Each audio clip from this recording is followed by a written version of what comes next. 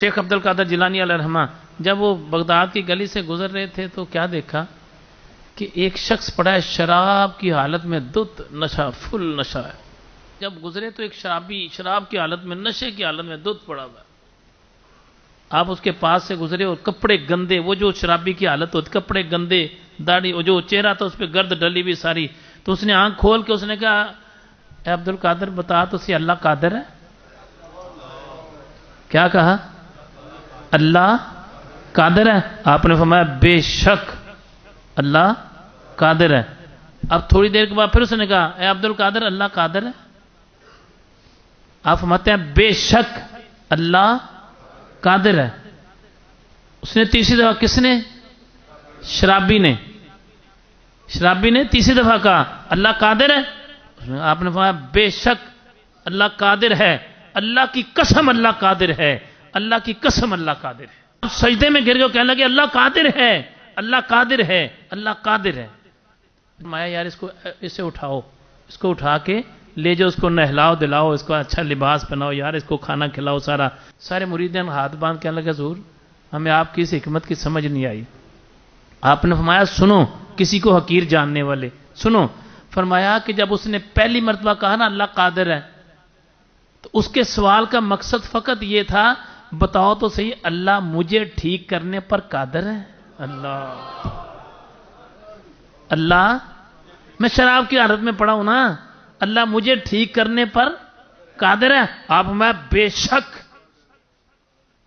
اللہ قادر ہے۔ مریدوں نے کہا حضور دوسری مرتبہ جب اس نے کہا، آپ نے فرمایا جب دوسری دفعہ اس نے کہا نا اللہ قادر ہے، تو اس کے کہنے کا مقصد یہ تھا کہ مجھے بخشنے کے بعد اللہ تمہاری سیٹ پر مجھے بٹھانے پر قادر ہے؟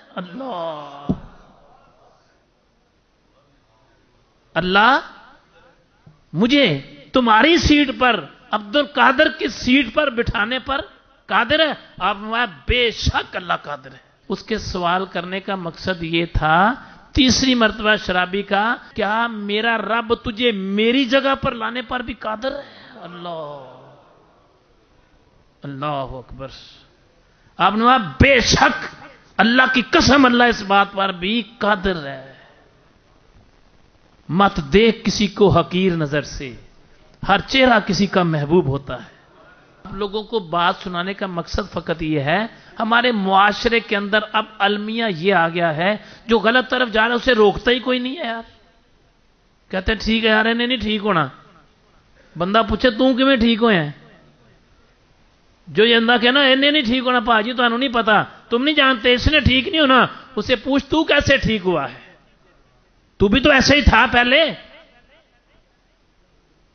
فرق یہ ہے کہ اس کے عیب ظاہر ہو گئے، تیرے ظاہر نہیں ہوئے، فرق تو اتنا سا رہ گیا نا۔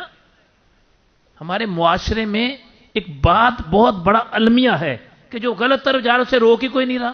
بے شک جو گناہگار اور جو برے عمل کرنے والے ہیں تو مسلمان ہی نا یار، کسی کا بھائی ہے، کسی کا بیٹا ہے، کسی کا چچا ہے، کسی کا تایا ہے، کسی کا باپ ہے، کسی کی ماں ہے، کسی کی بیٹی ہے، کسی کی بہن ہے، کسی کی بیوی ہے، جو غلط رستے پر لگ جائے خدا نہ خواستہ ہیں تو ہمارے میں سے ہی نا، برے عمل کرنے والے ہیں تو ہمارے میں سے نا۔ ہمیں کرنا کیا چاہیے؟ ہمیں احسن طریقے کے ساتھ، پیار محبت کے ساتھ، اچھائی کے ساتھ یہ سوچ کر یہ تین باتوں کو بنیادی طور پر ساتھ لے کے جانا ہے۔